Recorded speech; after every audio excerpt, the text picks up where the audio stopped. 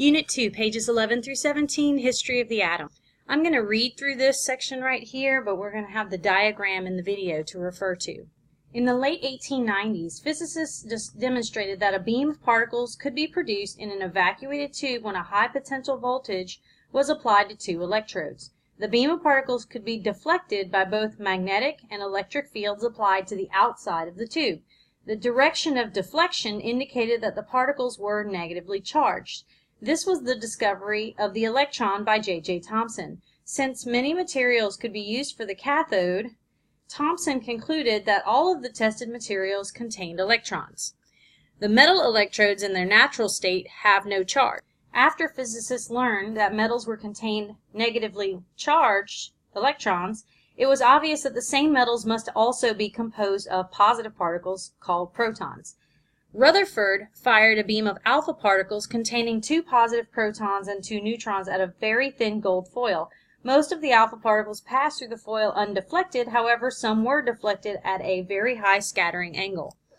The high angle scattering could only result from the collision of an alpha particle with an extremely high density positive charge. This showed that all the positive protons in the gold atom were concentrated in a very small volume that we now call the nucleus of the atom. The vast majority of alpha particles are undeflected and simply pass right through the gold foil. Rutherford interpreted this result to mean that much of the atom is empty space, allowing the electrons to pass undeflected. So the result of Rutherford's experiment shows us that we have the dense positive nucleus that contains protons and neutrons here, and when the alpha particle struck the nucleus directly, it would have a high angle of scattering or deflection, and then if they came near the nucleus, they would deflect at a low angle, and if they were nowhere near the nucleus, there was no scattering whatsoever, showing that most of the atom is empty space because the electrons couldn't deflect the particles.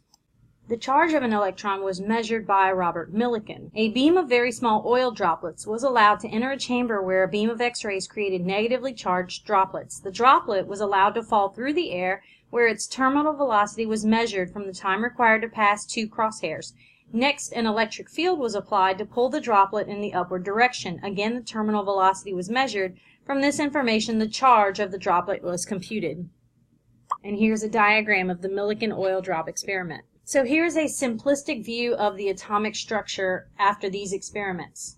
The picture of the atom presented here is simplistic and is only intended to give you a rough idea of how to think about atoms. In Chapter 6, the modern theory of the atom will be discussed in much more detail.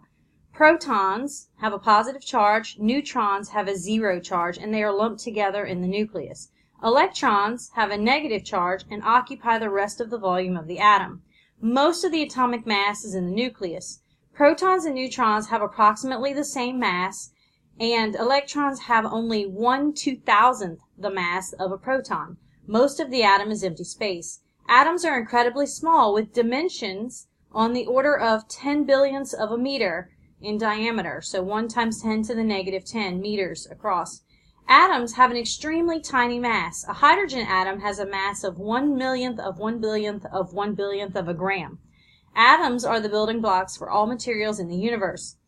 So in this case, for the mass, most of the mass is in the nucleus of the atom, and there are 7 nuclei, 1, 2, 3, 4, 5, 6, 7, which would mean this has a mass of approximately 7 AMU, or atomic mass units, since each of these is equal to 1 atomic mass unit. The diameter of a hydrogen atom is 1.2 angstroms. The atom in the cartoon has more protons, neutrons, and electrons than a hydrogen atom, and so its diameter would be somewhat larger than 1.2 angstroms. The point is that we can guess the diameter could not be smaller than 0.1 angstroms or larger than 100 angstroms. Dimensions and units for the atomic world. So here's a couple of things that you should be familiar with. 1 angstrom, represented with an A and a circle at the top, is equal to 1 times 10 to the negative 10 meters, and this should be memorized. A hydrogen atom has a diameter of approximately 1.2 angstroms, so all atoms after hydrogen just get a little bit bigger. An atomic mass unit, or AMU, is equal to 1.66 times 10 to the negative 24 grams. Each proton and neutron is equal to 1 AMU approximately.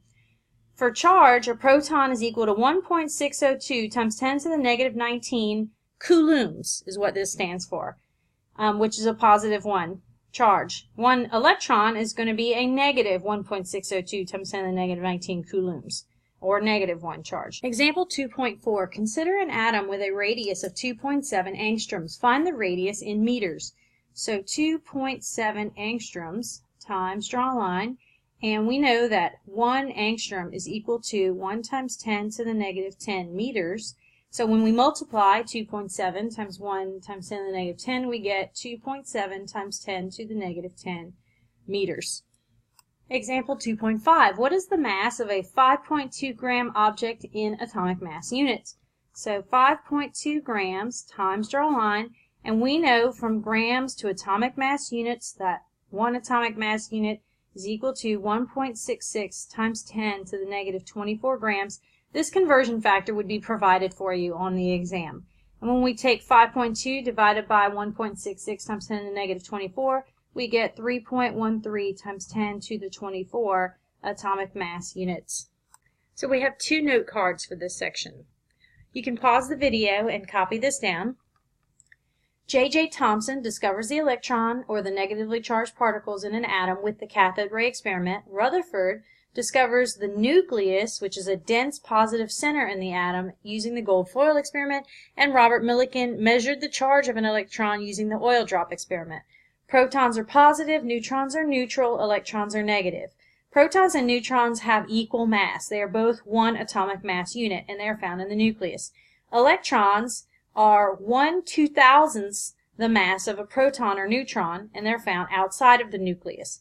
AMU stands for atomic mass unit. Atoms are roughly 1 times 10 to the negative 10 meters in diameter, or 1 angstrom. Here is the second note card. Atoms are in a range of 0.1 angstroms to 100 angstroms in diameters. 1 angstrom is equal to 1 times 10 to the negative 10 meters. Memorize this. 1 AMU is equal to 1.66 times 10 to the negative 24 grams. A proton and a neutron are approximately 1 atomic mass unit. And it's not a bad thing to know that hydrogen is approximately equal to 1.2 angstroms in diameter as a reference point, because all atoms just get a little bit bigger after hydrogen.